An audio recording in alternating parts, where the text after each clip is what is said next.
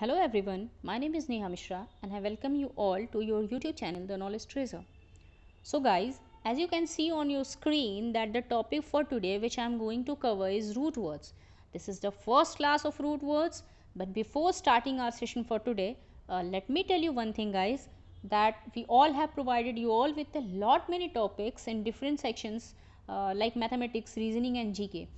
You can find all the videos that we have already covered in the playlist of this channel. So guys, kindly visit our playlist, visit our channel and don't forget to subscribe our channel, जिससे कि क्या हो, आपको जितने भी videos जो cover हो चुके हैं पहले से और जितने भी वीडियोस जो कि आने वाले हैं वो सारे आप देख पाओ. वन मोर थिंग गाइस कि इंग्लिश में ऑलरेडी 2 क्लासेस हो चुकी हैं ग्रामर सेक्शन की. सो दोनों ही बहुत इंपॉर्टेंट क्लासेस थी, आप प्लीज़ जाके उन्हें देखो. और वोकैब सेक्शन में ये पहला क्लास होने वाला है रूट वर्ड्स जो कि बहुत इंपॉर्टेंट टॉपिक है आपके वोकैब पार्ट का. सो गाइज चलिए स्टार्ट करते हैं आज का हमारा पहला सेशन रूट वर्ड्स के ऊपर. Okay guys, so first is the introduction. And introduction में ये है कि why is it important to study root words. Guys क्यों है इम्पॉर्टेंट रूट वर्ड्स को स्टडी करना. तो देखो रूट क्या होता है, रूट हम लोग कहाँ से, रूट वर्ड हम लोग कहाँ से सुनते हैं, रूट वर्ड सुनते हैं प्लांट्स के अंदर. एंड प्लांट्स का जो सबसे इम्पॉर्टेंट पार्ट होता है जिसके ऊपर प्लांट रिलाई करता है, the whole plant relies on the roots. Roots अगर नहीं होंगे प्लांट्स के अंदर तो क्या प्लांट स्टैंड कर पाएंगे, नहीं. So in the same way English के अंदर भी जो रूट वर्ड्स होते हैं वो बहुत ही इम्पॉर्टेंट पार्ट होते हैं. क्यों? क्योंकि हम वर्ड्स के ऑरिजिन को समझते हैं, है ना. जब वर्ड्स के ऑरिजिन को हम समझते हैं ना कि याद करते हैं तो उससे क्या होता है कि एक रूट वर्ड बहुत सारे वर्ड्स के अंदर पाया जाता है. तो अगर हम एक रूट वर्ड जानते हैं तो उससे हम बहुत सारे वर्ड्स का मतलब खुद निकाल लेंगे. We don't have to remember all the words. English के वो कैप सेक्शन में क्या होता है, सबसे इम्पॉर्टेंट यही होता है कि आपको सिनोनिम्स, एंटोनिम्स, ये सारे वर्ड्स, वन वर्ड सब्सटीट्यूशन किस हद तक आता है, वही होता है बहुत ज़्यादा इंपॉर्टेंट हमारे एग्जामिनेशन पॉइंट ऑफ व्यू से. तो अगर हम वर्ड्स को याद ना करके वर्ड्स के मतलब को समझ जाएं तो वो हमारे लिए ज़्यादा बेनिफिशियल होगा, है कि नहीं. तो चलिए स्टार्ट करते हैं. द फर्स्ट टॉपिक और first root word we are going to discuss about writing and writers. So guys, the Greek word graphein, graphein का मतलब होता है to write, is the source of a great many English words. Okay, the first word which is mentioned here is graphologist. Okay, देखो graphologist which is a noun. Okay guys, one more thing आपको start करने से पहले मैं बता दूँ, ये जो लास्ट में जो सफिक्स है ग्राफोलॉजी का, IST या ER, ये जो दोनों वर्ड है ना IST और ER, ये दोनों हमेशा एक पर्सन को इंडिकेट करता है. So we are talking about a noun. Okay, कभी भी एक पर्सन के बारे में बात हो तो एक नाउन के बारे में बात होती है. Okay, so graphologist is made up of 2 words, that is graphene and logos. As you can see here, graphene and logos. Again, logos is the root word for science and study. आपको पक्का से ये word पता होगा. इस तरीके से नहीं पता होगा तो बहुत से, जैसे बायोलॉजी हम पढ़ते हैं, फिजियोलॉजी हम पढ़ते हैं, तो सब में क्या है, लॉजी है. ओके, तो लोगोस का मतलब होता है साइंस और स्टडी. सो ग्राफोलॉजिस्ट क्या होता है, वर्ड्स को अगर तोड़ें तो graphene plus logos, it gives us the meaning that one who analyses hand writing, जिसके पास हैंड राइटिंग को एनालाइज करने का एक्सपर्टीज हो, one who is expert in analysing hand writing is called a graphologist. Okay, the second word is graphology. Okay guys, देखो graphologist किस चीज़ में expert है, graphology में, हैंड राइटिंग को एनालाइज करने में. तो ग्राफोलॉजी क्या है, उसकी स्पेशलिटी है. तो graphology is nothing but the speciality that a graphologist has.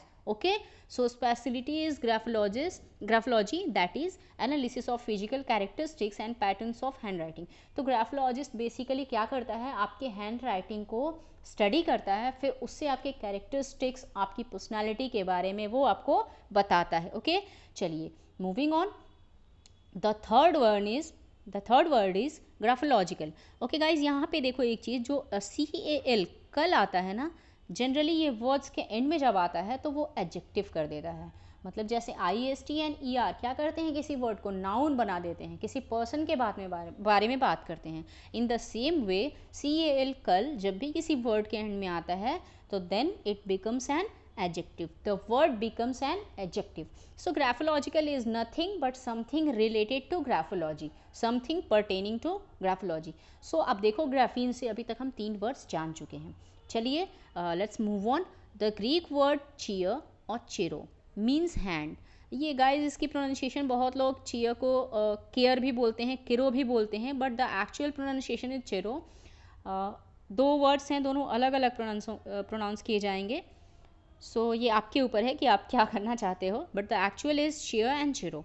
So cheir और चिरो का मतलब होता है hand. Okay, the first one related to cheir और चिरो इज कायरोग्राफी. इस वर्ड में कायरो हम प्रोनाउंस करते हैं इसको, ठीक है. Chirography, again chirography is a noun, okay, because it is a specialty. Chirography is made up of 2 words. The first one is chiro and the second one is graphene. Graphene already बता चुकी हूँ पिछले slide में. graphene का मतलब होता है to write and chiro is the root word for hand. Okay, so chirography is nothing but study of penmanship and handwriting. जो handwriting की स्टडी करे, ओके, जो आर्टिस्टिक हैंडराइटिंग की स्टडी करे. Artistic handwriting is penmanship. Okay, तो जो करे वो चिरोग्राफर हो जाता है या चिरोग्राफिस्ट हो जाता है. और जो एक्सपर्टीज होता है, जो स्पेशलिटी होती है, that speciality is chirography. So यहाँ से कवर हो गया कायरोग्राफी और chirographer and chirographist. Okay, so all the 3 words are noun. The first one is speciality and the second one is the person. Okay, moving on. The Greek word kalos, one more word kalos, जिसका मतलब होता है beautiful. Okay, first word related to kalos is calligraphy. Again आप देखो यहाँ पे 2 word हैं. Calligraphy के अंदर 2 वर्ड हैं. The first one is kalos and the second one is graphene. एकदम मतलब आपको समझ में आ रहा होगा. kalos मतलब beautiful, graphene मतलब to write, so beautiful handwriting. The art or expression of beautiful handwriting is known as calligraphy. Calligraphy आपने सुना भी होगा. हम लोग जब प्रेजेंटेशन बनाते हैं या वर्ड में कुछ काम करते हैं तो वहाँ पे बहुत सारे वर्ड आर्ट होते हैं, बहुत सारे फॉन्ट्स होते हैं. तो all those are nothing but calligraphy. Okay, चलिए moving on. The next word which is calligrapher. Okay, I've told you that ER last में आ जाए तो we are talking about a person, and when we talk about a person that is noun. So calligrapher is a noun and calligrapher क्या है, जिसके पास calligraphy की speciality हो. Okay, 2 words देखिए, कैलोस प्लस ग्राफीन, सेम मतलब beautiful और handwriting. तो जिसकी हैंड राइटिंग ब्यूटीफुल हो, that person is known as calligrapher. Calligraphic, one more thing guys, CAL मैंने आपको बताया था. इन द सेम वे आई और सी, इक भी होता है, वो हमेशा एडजेक्टिव होता है. Okay, so calligraphic is an adjective that means something related to calligraphy, something pertaining to calligraphy. Okay, चलिए the next word that is कैकोज.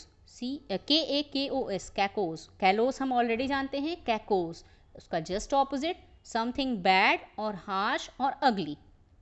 Okay, the first word is cacography. बहुत ही ईजी मतलब है, आप निकाल सकते हो आसानी से. Cacography is a noun made up of 2 words that is kakos and graphein. So जिसको बैड हैंड राइटिंग में स्पेशलिटी हो, मतलब जिसकी हैंड राइटिंग बहुत ही ख़राब हो, वो एक्सपर्टीज़ हो, तो उस स्पेशलिटी को बोलते हैं कैकोग्राफी. बैड और इनलेजिबल हैंड राइटिंग. इनलेजिबल का मतलब होता है गाइज जो इसको हम ना पढ़ पाएँ, और इसका ऑपोजिट होता है लेजिबल. ओके, सो जिसकी हैंड राइटिंग इलेजिबल हो, जिसको हम ना पढ़ पाएँ, that man is actually cacographer. Man और whatever you can say, male और female, but that specialty is called cacography. Okay, you can see the next word here mentioned here is cacographer. लग गया है मतलब उस person के बारे में बात कर रहे हैं, and it is a noun as well. So one who has bad handwriting.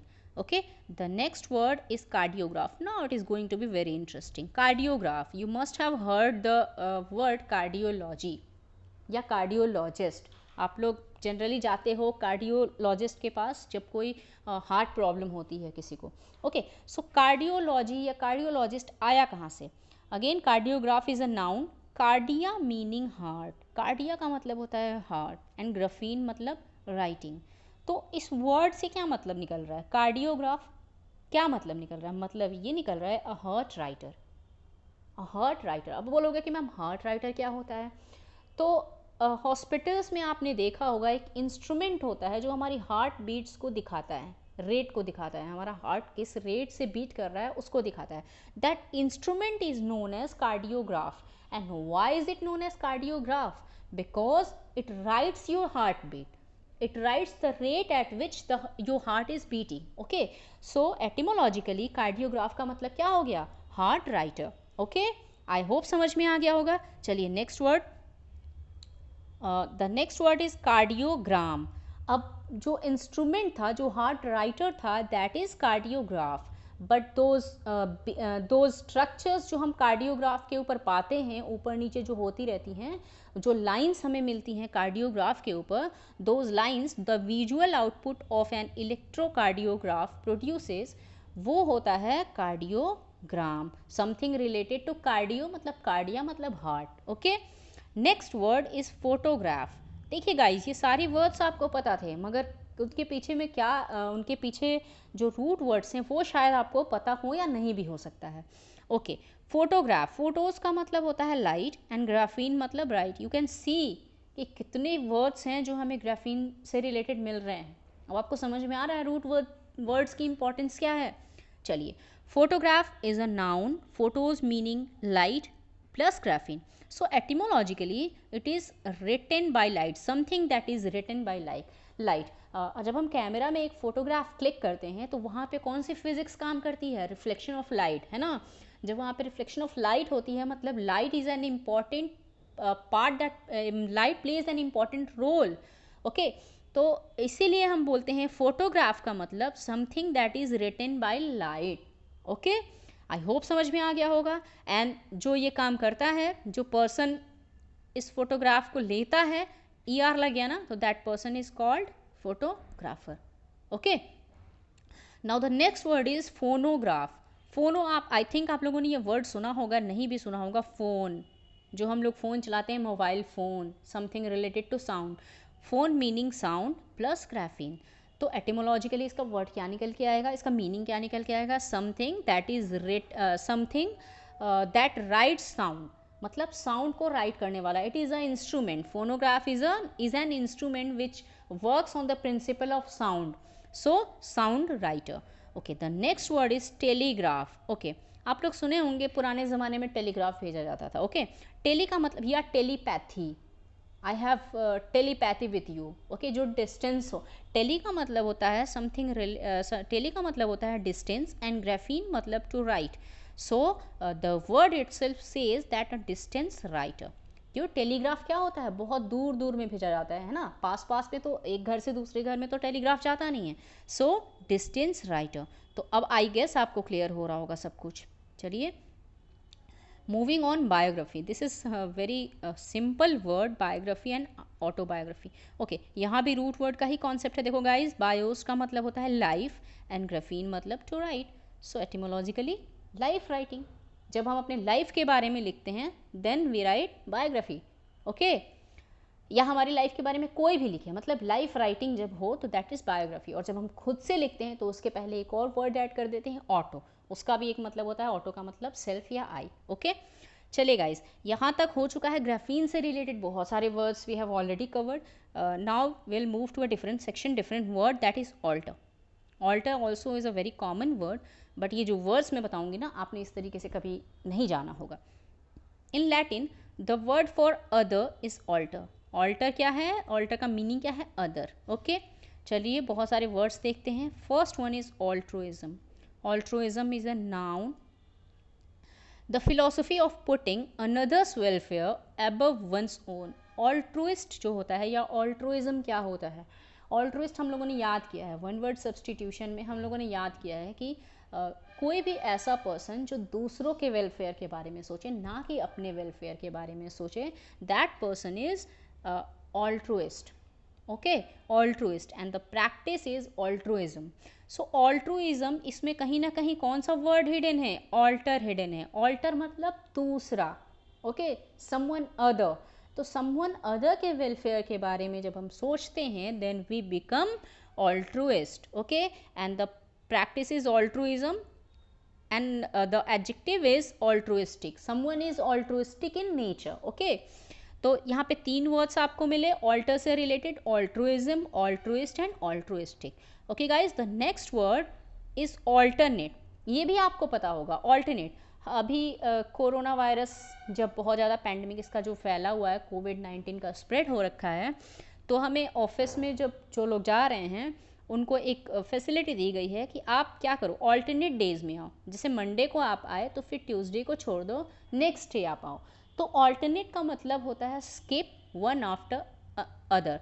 तो यहाँ पे भी देखो आप ऑल्टर वर्ड छुपा हुआ है, तो ऑल्टर का मतलब होता है अदर। ठीक है, तो कहीं ना कहीं से ये वर्ड रिलेट कर पा रहे हो आप। ओके, ऑल्टरनेट का मतलब skip one after other. The next word is alternative. Alternative हम लोग बोलते हैं ना कि यू हैव नो ऑल्टरनेटिव, मतलब तुम्हारे पास कोई और रास्ता नहीं है, नो अदर चॉइस। यहाँ भी ऑल्टर वर्ड हिडन है, ऑल्टर का मतलब other, so no other choice is there for you. Okay, चलिए next word guys here is alteration and altercation. Alter ego बहुत सारे हैं अभी। चलिए ऑल्टरेशन हम लोग किन चीज़ों का करते हैं, देखना जनरली आप जब कहीं जाते हो, when you go and you purchase a cloth for your self, तो आप घर आते हो, कभी कभी ऐसा होता है कि वो आप में फिट नहीं आता है, तो उसको आप क्या करते हो, आप जाते हो टेलर के पास और उसको बोलते हो कि सर आप प्लीज़ इसको थोड़ा चेंज कर दीजिए, थोड़ा ऑल्टर कर दीजिए। हम लोग छोटा वर्ड यूज़ करते हैं, शॉर्ट एब्रिविएशन यूज़ करते हैं, इसको आप ऑल्टर कर दीजिए। But the actual word is alteration which is also a noun, means to change or a making into something other.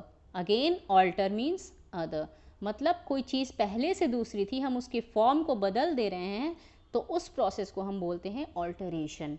Okay, I hope clear हो रहा है सब कुछ गाइस। आप प्लीज़ कमेंट करके ज़रूर बताना कि मैम आपको मैम ये सेशन कैसा लग रहा है, आपको सारी चीज़ें क्लियर हो रही हैं कि नहीं, आप कुछ नए वर्ड सीख रहे हो कि नहीं सीख रहे हो। ओके, ज़रूर बताना आप लोग।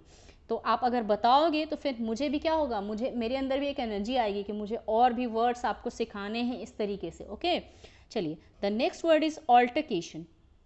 Again the root word hidden here is alter, so altercation also is a noun. मतलब देखते हैं, अ वर्बल डिस्प्यूट और वायलेंट डिसएग्रीमेंट विथ समवन। जब हम लोग बोल बोल के झगड़ा करते हैं ना, मतलब वर्ड्स में फाइट कह सकते हो आप, वर्ड्स में फाइट। वायलेंट डिसएग्रीमेंट का मतलब वही होता है कि हम लोग वर्ड्स से फाइट कर रहे हैं, तो वर्बल डिस्प्यूट, तो इसको बोलते हैं ऑल्टरकेशन विथ समवन अदर, किसी और के संग। तो यहाँ पे भी ऑल्टर वर्ड हिडन है ना, अदर हिडन है, वर्बल डिस्प्यूट किसी और के संग। So altercation is nothing but a verbal dispute और violent disagreement with someone. Now next, which is very interesting and very important, alter ego. Now you can see ego. Ego का मतलब होता है I.